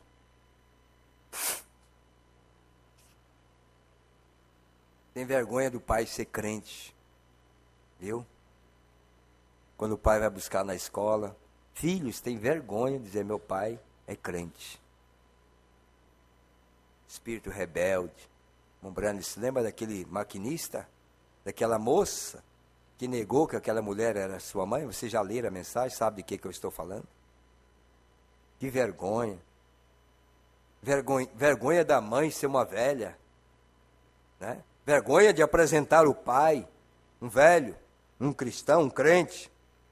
E aquela moça negando que era sua mãe, diante de tudo aquilo, fazendo aquele maior rolo naquela estação de trem, que grande movimento. Então, o maquinista disse, eu conheço a história. Essa é mãe dela. É que quando essa menina bonita que está aí agora, tá? Linda moça, era apenas uma criancinha de berço, a sua casa pegou fogo, e a sua mãe estava lavando roupa lá embaixo, para cuidar da família. Não tinha máquina de lavar. Não tinha secadora. A mãe estava lá embaixo, lavando no frio, cuidando. E quando ela olhou para trás, a casa estava pegando fogo. E quando ela viu que sua filhinha estava lá, ela molhou um lençol na água, ela se cobriu e entrou pela chama do fogo. E quando chegou no berço onde estava, ela pegou a criança, enrolou aquele lençol molhado, e ela saiu pelo fogo sem o lençol, ela se queimou, ela ficou deformada para salvar essa jovem que hoje tem vergonha. Vergonha de dizer, é meu pai, é minha mãe. Mas é o espírito que nós estamos vivendo hoje, o mundo está vivendo hoje. É.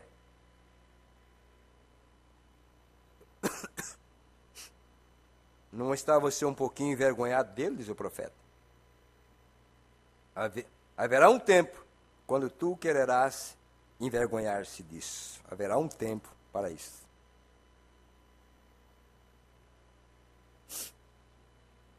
Já vou terminar com isso aqui.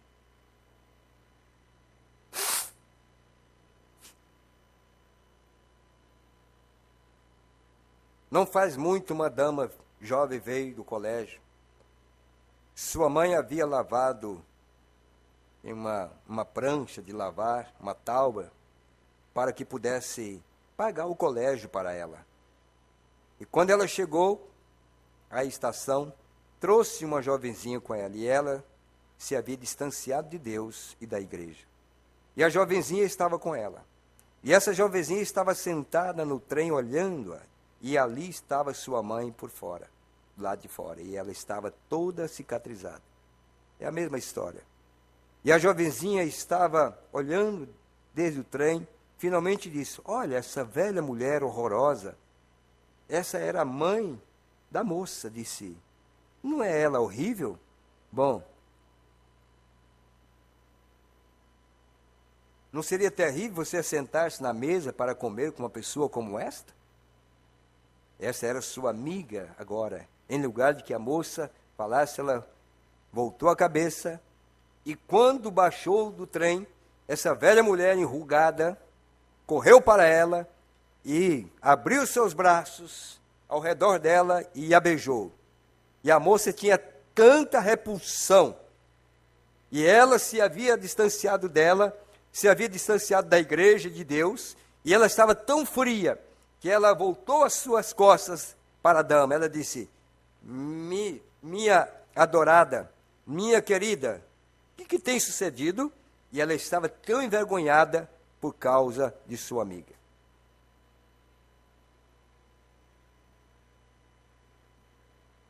enquanto nós ficamos velhos, tentando criar os nossos filhos, eles tornam cada vez mais jovens e mais aventureiros e assim por diante. Pelo menos se há a gratidão dos pais, para que quando estiver em terra distante, lembrar que tem um lar, que tem um pai que lhes ajudou a chegar nesse nível aonde eles estão. Quem te ensinou a ir na escola, primeiros dias? Quais foram as mãos que pegou você e disse, meu filho, é o primeiro dia de aula. Eu lembro de um dos meus filhos, eu creio que foi o Billy, que chorava e dizia, eu não quero escola, era o Billy mesmo, né? Eu era um deles. O Elifas está me escutando lá em Macaé, todos eles. O Marcos era o mais velho, mas para não ficar, levava o mais novo, e choro. A mãe tinha que dizer, meu filho, tem que aprender, tem que estudar. Aí compra um caderninho, compra isso, ajuda o filho a fazer os desenhos, ajuda aqui e ali. E depois você não receber um abraço, ou um beijo, ou uma gratidão. É isso que o profeta está dizendo.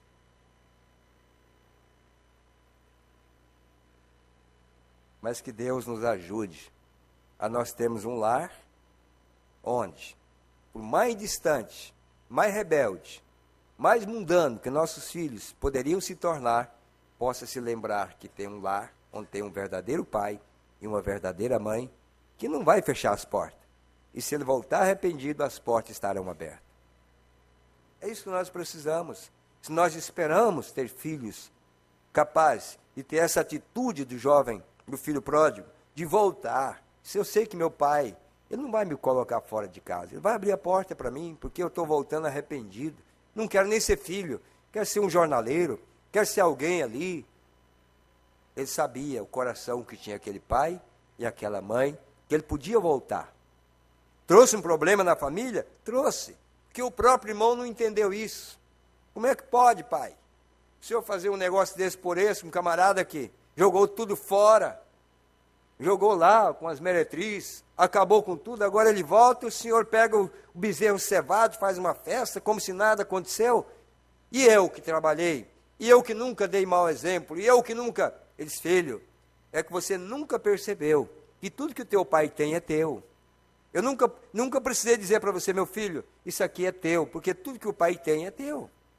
Nós estamos trabalhando juntos, tudo é teu.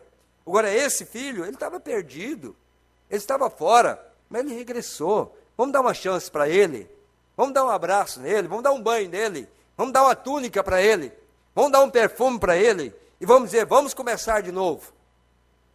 Não foi fácil acalmar aquele jovem mais velho, que estava dentro de casa, quando aquele mais novo cometeu todas aquelas besteiras, não foi fácil. Mas o pai convenceu. E está na Bíblia como exemplo para todos nós.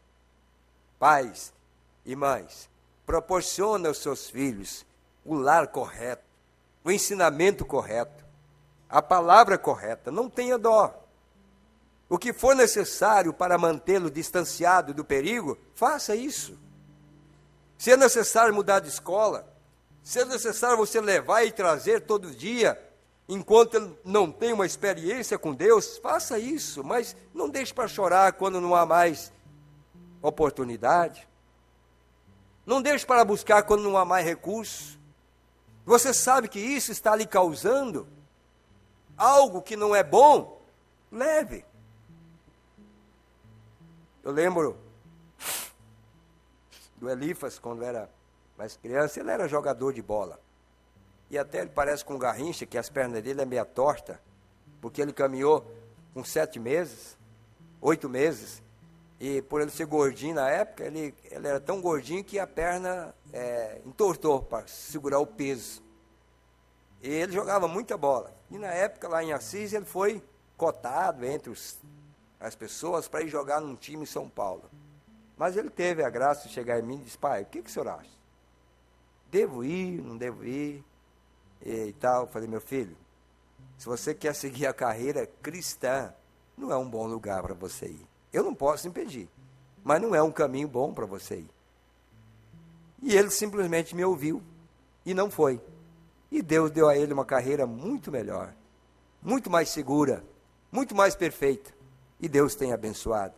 Nunca eu vi filhos obedientes a pais, que Deus não tenha honrado esses filhos mais tarde. Nunca. Eu nunca vi filhos rebeldes com os pais que Deus não tenha cobrado deles mais tarde. Nunca. Porque essa 2 mais 2 é 4. É assim que Deus trabalha. Essa é a maneira que Deus age. E a maneira que nós precisamos cuidar de nossos filhos. Pai, nós precisamos de vocês. Vocês não podem ficar somente no púlpito. Vocês são líderes em suas casas para convencer seus filhos, para orientá-los. Pai, mãe, não se façam de cegos para determinadas coisas que vocês estão vendo diante de seus próprios olhos. Não se façam de cegos, de bobos. Não, pule na frente. Lute e ore para mudar o caminho. Nós precisamos de evangelistas, nós precisamos de diáconos, nós precisamos de ministros, nós precisamos de cristãos assentados com boas famílias. Moças, da mesma maneira, precisamos de vocês, moças, fiéis, temente a Deus, e os pais precisam nos ajudar a criar esses filhos para o Senhor, para que amanhã nós possamos ter uma boa safra para servir ao Senhor. Amém?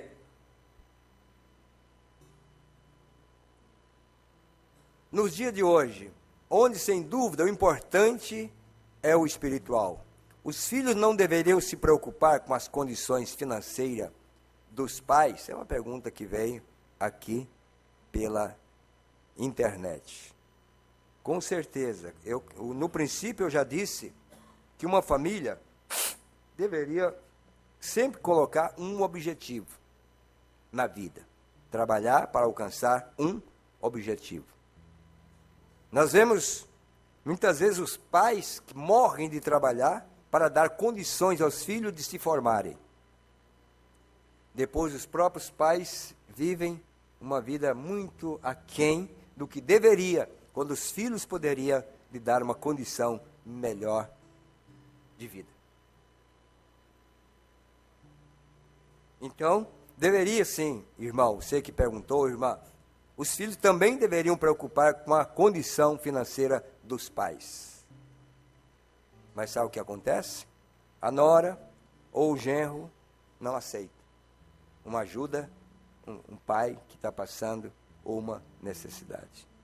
Sendo que a herança é dos filhos. Por que a nora e por que o genro também não bate o pé e diz: eu não quero nada que seja da minha sogra, eu não quero nada que seja do meu sogro? Mas quando a herança vem, ninguém bate o pé para dizer: eu não quero a herança. Mas quando o filho ou a filha diz: vou ajudar minha mãe, está passando necessidade, precisa pagar um plano de saúde, ela não tem um plano de saúde, ela não tem uns bons dentes na boca, vou ajudar ela a consertar os dentes. É minha mãe, lavou minha roupa, me ajudou, hoje Deus me deu um emprego. Essa nora deveria bater continências e eu estou ao teu lado. Eu casei com você para estar ao teu lado, não para ser tão avarentos ao ponto de ver morrê-los no trabalho sem a chance de dar uma oportunidade. Sendo que o pai morre, como esse homem, gastou tudo que podia nas coisas erradas, e quando voltou para casa, disse: não, tudo aqui é teu de novo, vamos começar tudo de novo. Será que o filho faria a mesma coisa se o pai tivesse gastado a parte dele, e aquele filho tivesse prosperado e casado? Será que a nora diria: não, chama teu pai para dentro de casa, olha, você vê, Deus nos abençoou, nos deu prosperidade? Ou ela dizia assim: não, ele acabou com tudo que tinha. É problema do teu pai, ele também era rico, jogou tudo fora, deixa que ele se vira lá. É assim, na maioria das vezes é assim que acontece. Por isso essa pergunta está certo. É verdade que os pais lutam pelos filhos para ver o de melhor, mas dificilmente os filhos dão a vida para ver os pais bem. Financeiramente falando, é claro. Financeiramente falando. Mas isso é muito importante. O que você semeia hoje, você colherá daqui mais uns dias. Com certeza, tudo vai produzir. Vamos ficar em pé? Eu não terminei ainda esse assunto. Temos muitas coisas ainda para ser falado. Mas eu espero que hoje, pelo menos um pouquinho a mais, tenha lhes ajudado a compreender melhor o que é essa responsabilidade. Quero agradecer a irmã Maria Margarida, de Curitiba, que nos ouve, irmão Osmar, irmã Vilma, em Assis, Chateaubriand, o o irmão Vanderlei e família em Ponta Grossa, a irmã Guiomar e a irmã Maria em Guaíra, o irmão Guedes Lopes, eu creio que é lá em Cascavel, né? E Maria Denise é em Cascavel, o irmão Augusto e família é em Curitibanos, a irmã Sabrine em São Leopoldo, a irmã Rosângela em Esteio, a irmã Fernanda Gabriela em São Paulo, o irmão Josias e família em São Paulo, o irmão Eliezer e irmão Renan em São Paulo, irmã Débora em Porto Feliz, irmão Gerson e família em Ferraz de Vasconcelos, irmão Aparecido, irmã Zilda, irmão Samuel em Cosmópolis, irmão Elifas e Mônica em Macaé. Tem mais alguém? Aí temos também a irmã Tereza e a irmã Larissa, lá em Barbacena, coração de Minas Gerais, né? E sempre que eles voltam de lá, eles não esquecem de um presente. Eu espero que eles não esqueçam dessa vez, mais uma vez, né? A irmã Tereza sabe o que é, lá de Barbacena. A irmã Cirlei e família em Passos de Minas, e o Marcos e a Vânia também, que estão nos acompanhando. E o irmão Joglaí está hoje com o irmão Charles, pastor Charles, lá em Sete Lagoas. Eu creio que amanhã de manhã estará com o pastor Vanderlei. Que Deus abençoe eles. Amém? Estamos felizes? Amém? E amanhã? O que nós temos para amanhã? Hein, irmão Vigílio? Qual é o menu que o senhor quer para amanhã, irmão?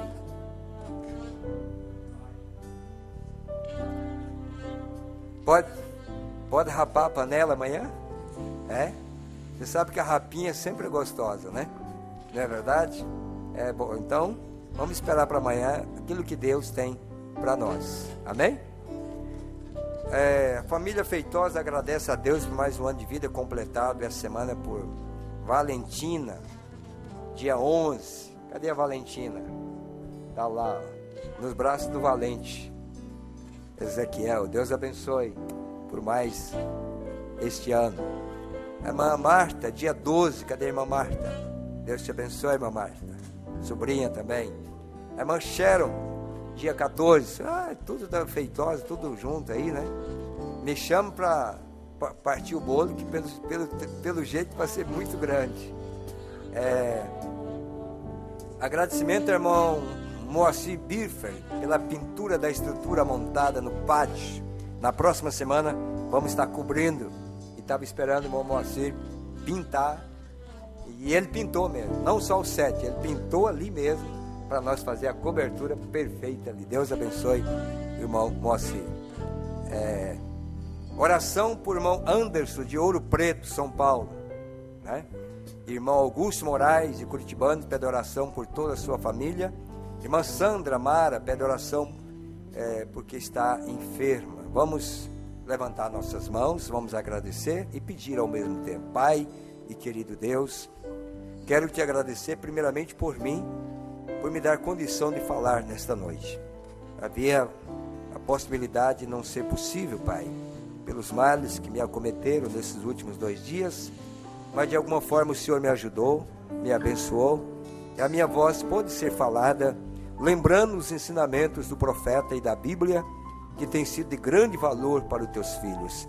Queremos te agradecer por todos os nossos ouvintes, e crendo que o Senhor suprirá a necessidade de cada família, de cada lar, e abençoará cada pai, cada mãe, cada lar aqui representado, sejam abençoados também, Pai, no nome do Senhor Jesus. Pai, agradecemos pelos aniversariantes, no mundo como esse, onde morre todos os dias, cada vez que nós completamos um ano de vida, temos motivo para te agradecer, e agradecemos por essas vidas que mais uma vez puderam rejubilar em completar mais um ano. Também, ó Pai, recompensa o irmão Moacir pelo trabalho prestado, e ouve agora a nossa oração a favor desses enfermos que nos solicitam, em nome de Jesus Cristo, o Pai eterno, o bom Pai. Tudo o que pedirdes em meu nome eu farei, para que o Pai seja glorificado no Filho. Portanto, nesta noite o teu nome invocamos sobre os enfermos e cremos na vitória, Pai. Em nome de Jesus Cristo pedimos. Amém, Senhor. Amém. Abraça um outro. Diga, Deus te abençoe. Até amanhã, se Deus quiser, às 17h30, Prelúdio.